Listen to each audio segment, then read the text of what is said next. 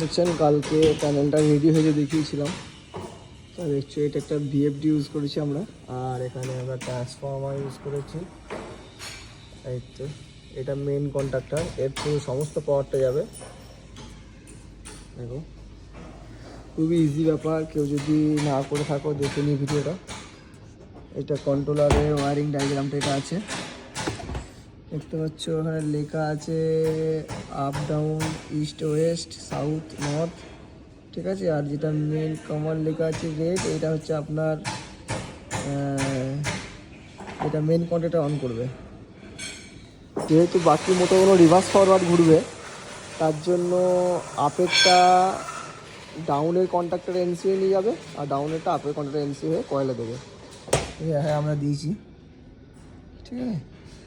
এদিকে আমি মেনশন করে দিয়েছি প্রত্যেকটারই।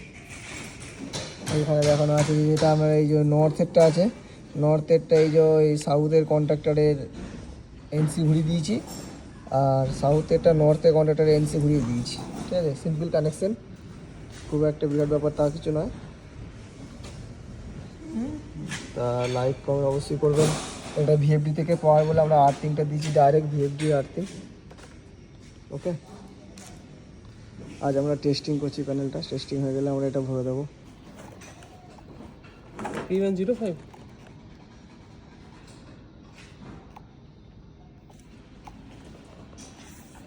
P105 ना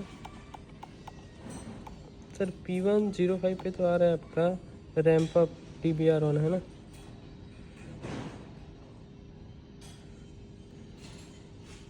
अच्छा, कॉस्ट वाला है, ठीक है। Complete panel